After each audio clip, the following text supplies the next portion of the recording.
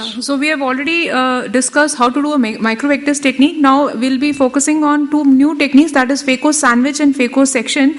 In phaco sandwich and phaco section, one thing which is common is that you're taking two instruments inside the chamber, one beneath the nucleus, that is the microvectors, the other is on top of the nucleus, which may be a chopper or even a Sinskey's hook. So after the nucleus is prolapsed into the anterior chamber,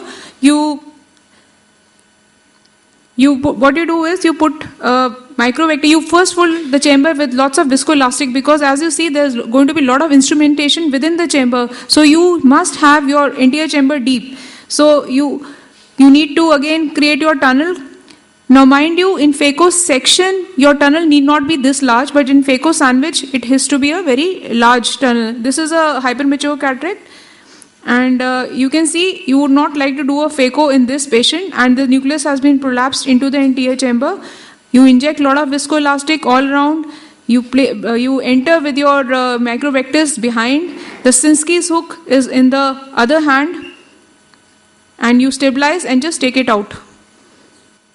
Sometimes while it is coming out, it may get broken at the exit. So this, for any residents, if somebody asks you, this is fracture at the exit, but actually I was trying to do a phaco sandwich. So this nucleus is brought out. Now going to the phaco section, what here you do is, again the instruments are same. You bring a microvectors and your Sinskey's or whatever, and instead of just holding the nucleus in between them like a sandwiching, you crush the two. That is your, the posterior instrument and the anterior instrument, they move towards each other. So once they move towards each other, what happens is the nucleus gets divided within the anterior chamber.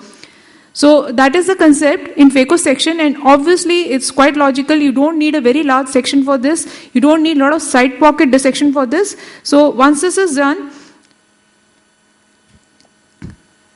the other steps remaining same, that is the hydro has to be done.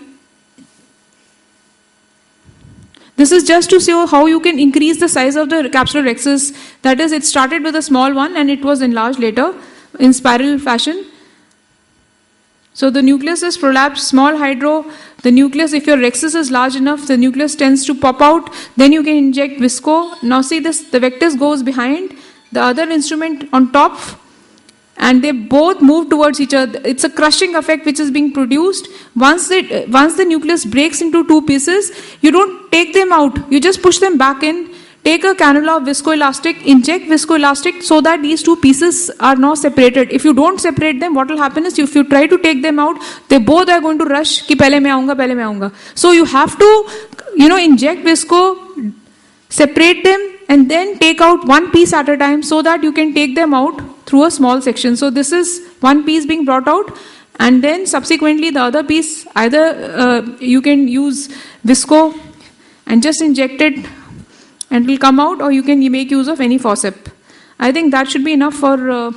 So having talked about all this, I'll now just run two videos simultaneously and see what we can use in the other procedure.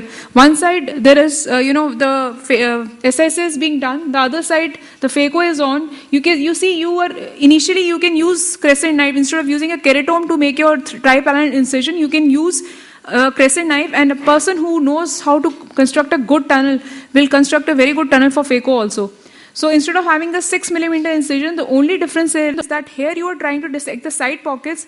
There you will not tilt your knife sideways. You have to make a straight incision so that your tunnel is in a square form.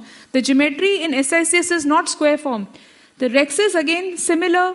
You have a rhexis which is round, but the size of the rhexis in case of SICS is 6 millimeter or more, whereas in phacoemulsification, try and create a rhexis which is about 5.5 millimeter.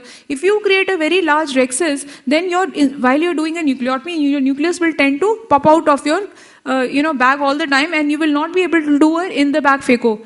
So now as you see the difference when you enter, you just go straight in. Now the hydro procedures is more or less same, but here you have to bring the nucleus out of the rhexis, out of the bag, whereas there you have to just do the hydro, ensure that the nucleus is rotating comfortably, and then you work within the chamber, within the bag. You're not trying to do the things outside the bag. You are working within the bag whenever possible.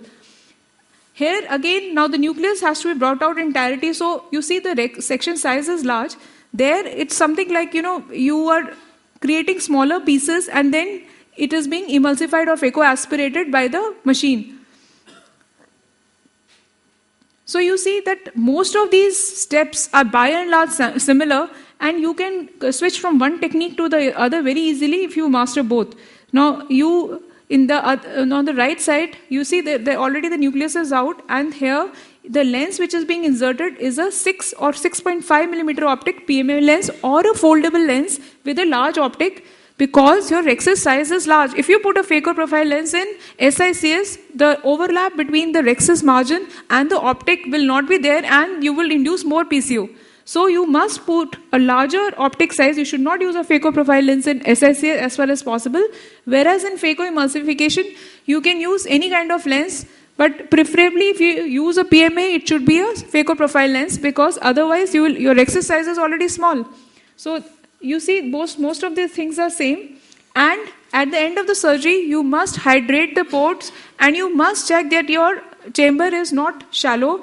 And if you leave an eye hypotenuse, whether it is SICS or phaco, you are inviting chances of, not only the chamber becoming flat, the migration of bacteria inside the eye. Sorry. So this is just to, once you, start your surgery, we were talking about artificial eye. Again, no financial interest. This artificial eye you can get from Madhu Instruments, and you can, sir, what is the price of it? I think 100 rupees? 100, I think. Okay.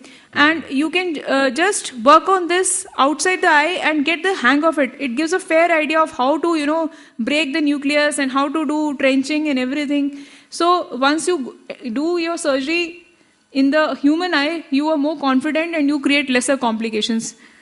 The other way you can practice, suppose you don't have that artificial eye, and what you can do is, in every patient of your SICS, see, I'll just show you, you create a scleral incision, create your, you start off with the crescent dissection and everything, but when you enter, you don't enter fully, you just enter how much, whatever you required for phacoemulsification. So the rhexis is complete. Now you practice doing your trenching in this kind of a tunnel.